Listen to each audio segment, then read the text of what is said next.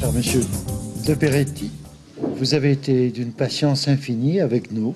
Auriez-vous la gentillesse de nous donner votre sentiment sur ce que nous devrions faire?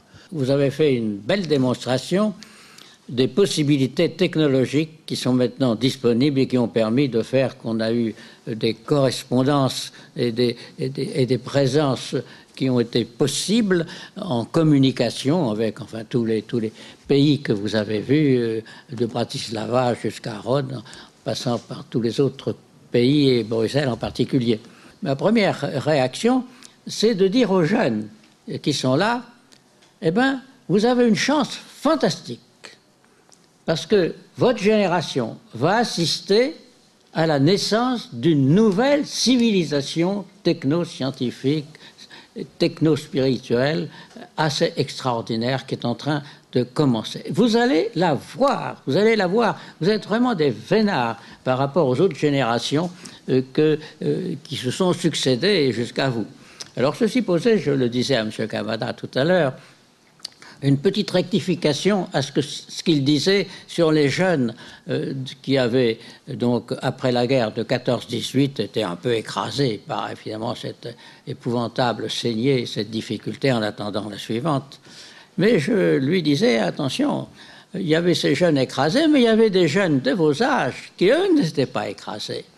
Et personnellement, en 1932, j'avais 16 ans, en 1932, eh bien, avec des camarades, nous avions pris notre destinée de lycéens en main et nous dialoguons. Moi, je correspondais avec un des grands professeurs à la Sorbonne qui était, comment dirais-je, un des grands médiévistes de la Sorbonne, et je discutais avec lui sur l'organisation du baccalauréat. J'avais 16 ans, car l'idée pour nous, c'était, nous ne sommes pas des élèves qui restent statiques par rapport à l'enseignement qui nous est communiqué. Nous sommes des coopérateurs avec nos collègues enseignants, avec nos enseignants, je dis nos collègues pour moi, avec nos enseignants, nous sommes des coopérateurs, des co-acteurs. Vous l'avez d'ailleurs lancé, le mot d'acteur.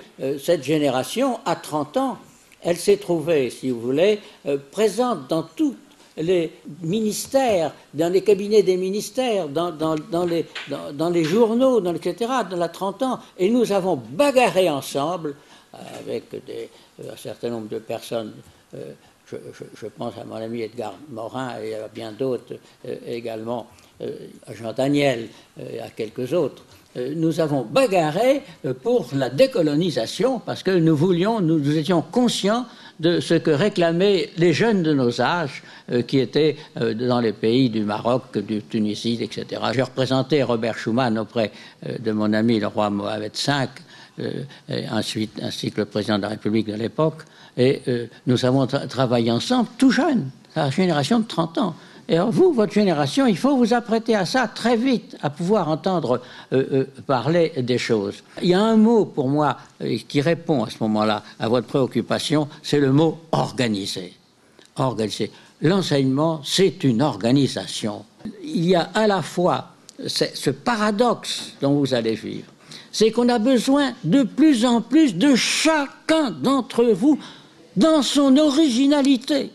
De même qu'on a besoin en Europe, de chacun des pays, on a besoin de plus d'Angleterre, de plus d'Allemagne, de plus d'Italie, etc. Je ne fais pas, vous ferez tous les autres pays, etc., de plus de France, bien sûr. De même qu'en France, on a besoin de plus de Provence, on a besoin de plus d'Alsace, on a besoin de plus de Bretagne, de même que dans chaque coin, on a besoin de plus d'originalité. Nous sommes les porteurs de l'univers de demain, nous sommes porteurs d'une originalité. Vous avez besoin d'être de plus en plus à la fois originaux et en même temps interdisciplinaires et en même temps interrelationnels et en même temps en relation intergénérationnelle et en même temps en relation internationale dans cette extraordinaire possibilité rendue possible grâce à ces technologies dont vous avez vu déjà les possibilités. Une chose qui est heureusement dans la plupart des pays mais qui en France n'est pas aimée. Il faut de l'humour pour vivre. Il faut de l'humour. L'humour, c'est justement de voir qu'à chaque instant, s'il y a des choses négatives, on va s'arranger pour que ça devienne positif. quand nous avons été faits prisonniers de guerre, ma division, pour avoir défendu l'embarquement de toute l'armée anglaise et de toutes les autres armées à Dunkerque, et que nous sommes retrouvés en captivité, immédiatement, on a vu cet effondrement de l'armée française, réputée première armée du monde, qui a été écrasée en 3 semaines sous nos yeux.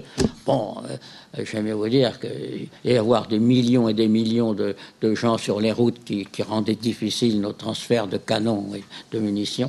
Eh bien, non, on a dit, c'est pas fini, c'est pas fini. On attend, mais on ne se laisse pas faire. Et effectivement, non. Pas de mépris possible. Toujours de l'enthousiasme, toujours de la confiance, toujours de la possibilité. Et bon, c'est un petit début. Alors, ce ne c'est que, comme vous le voyez, qu'une espèce de minuscule petit appendice à votre réalité complexe technologiquement, mais qui fait bravo de ce que vous avez fait.